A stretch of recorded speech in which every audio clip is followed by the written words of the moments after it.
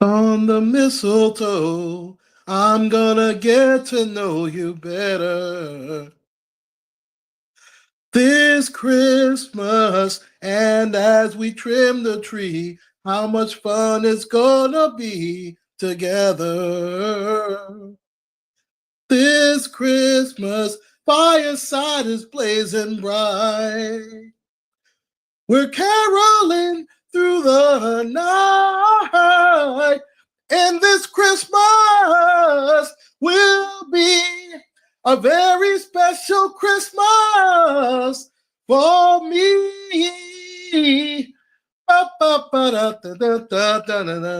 Shake a hand now.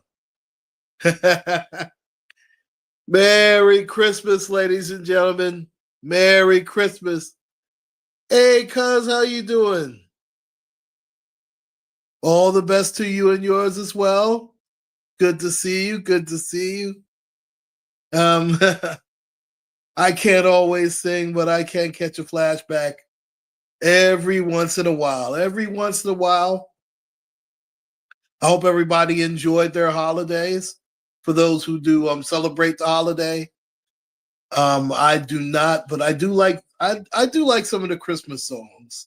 So I might sing them every once in a while, but that will probably be the only Christmas song I sing tonight, if I sing any more at all. But I had a little bit of time this evening. As you step in, make sure to hit that like button. It's definitely appreciated. I know more than a few people are live right now, but we're not even worried about that. You know me, I'll come on when I'm able to come on. I mean, it's just as simple as that. And it's just, this is going to be open topic, whatever goes. My Steelers got murdered this afternoon, but not as bad as the Texans, who got destroyed. But we are no longer in first place in our division, but that's another story. We did clinch the playoff. We clinched the playoffs actually a couple of weeks ago, but my Steelers are not looking too good, and I am concerned. There's no question about that. But again, that's neither here nor there. This is actually open topic, so-called Christmas Day.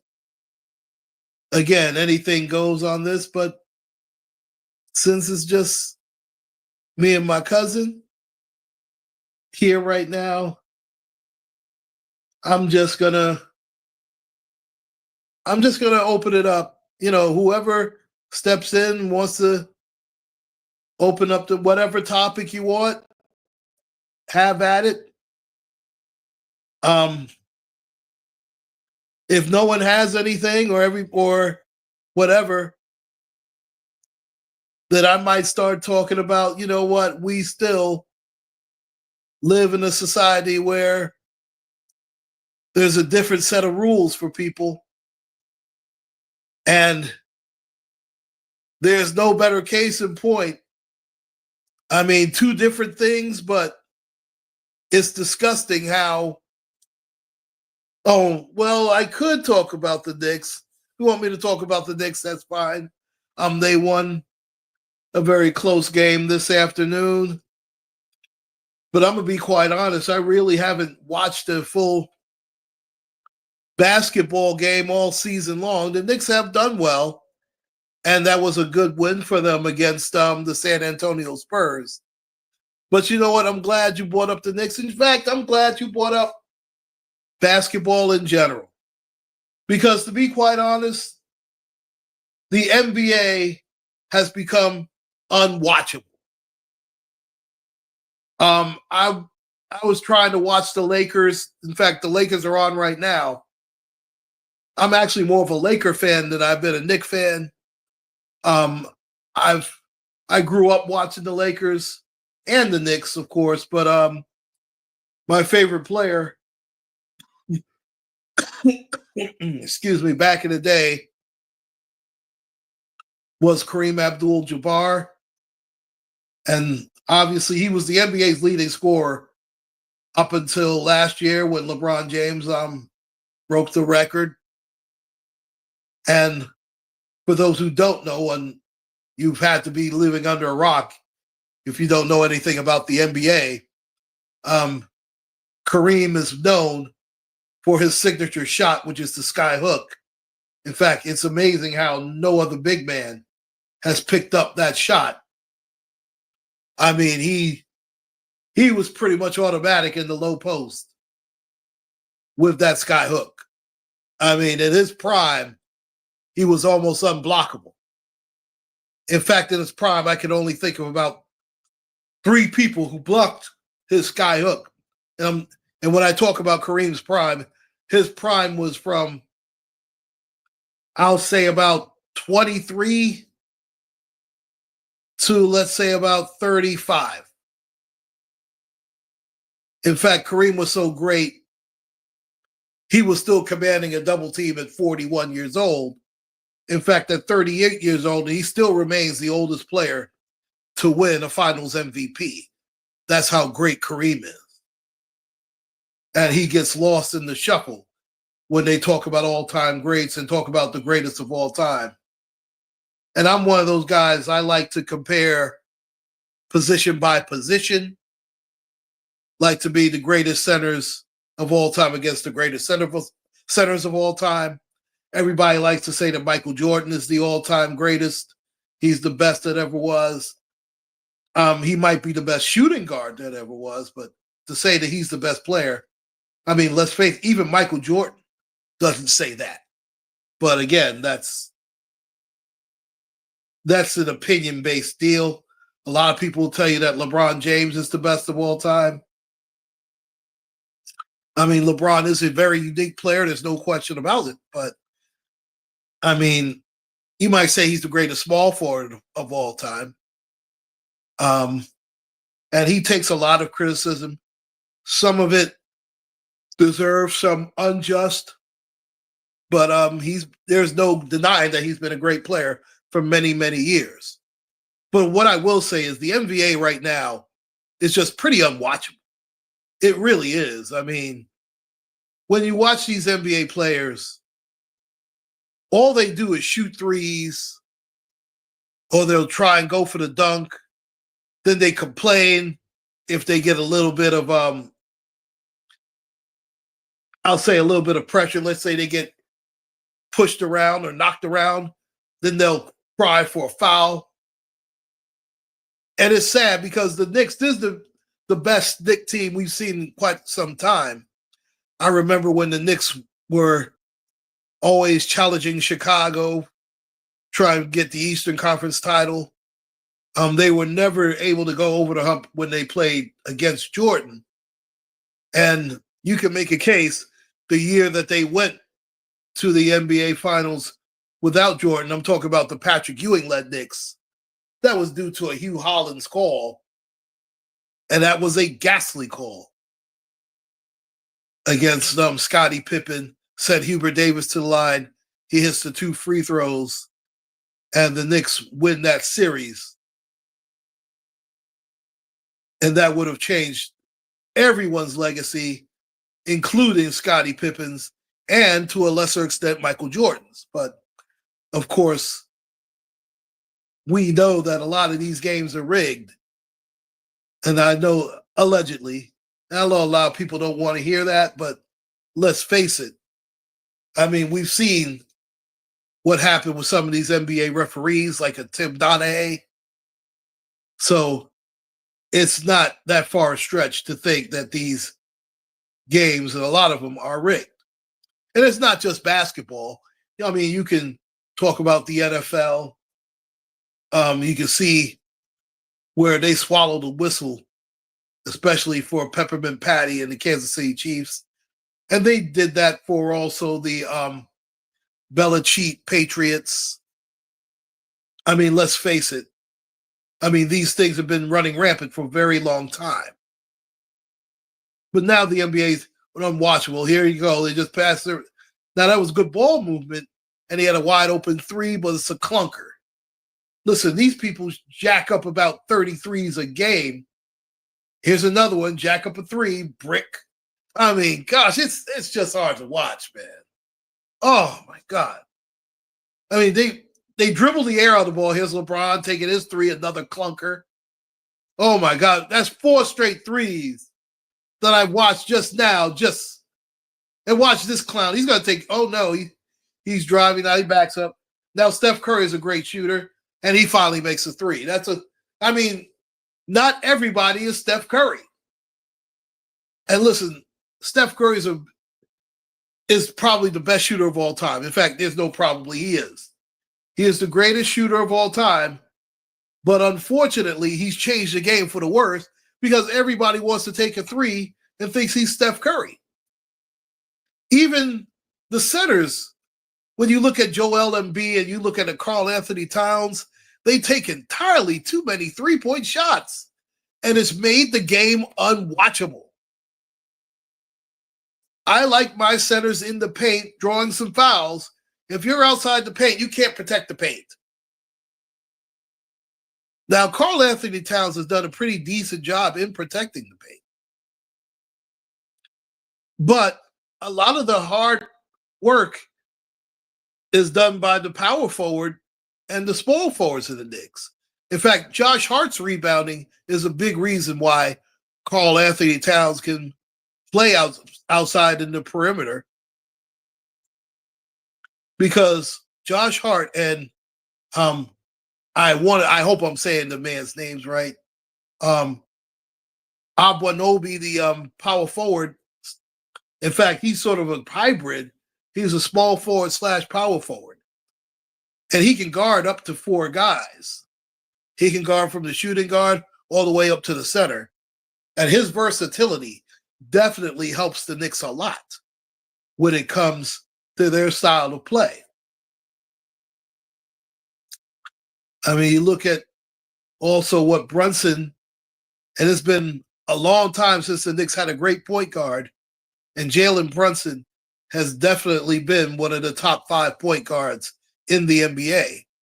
I don't think the Knicks have had that since, I want to say, like a Walt Clyde Frazier.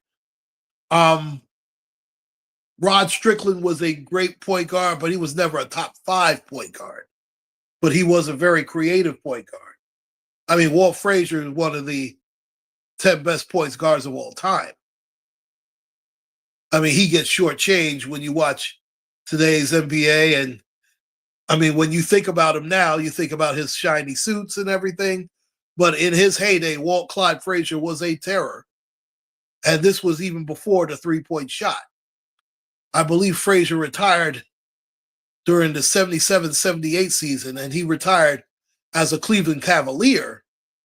And he retired before the 3-point shot came into the NBA, which was the 1979-1980 season, which coincidentally were Magic Johnson and Larry Bird's first season in the NBA.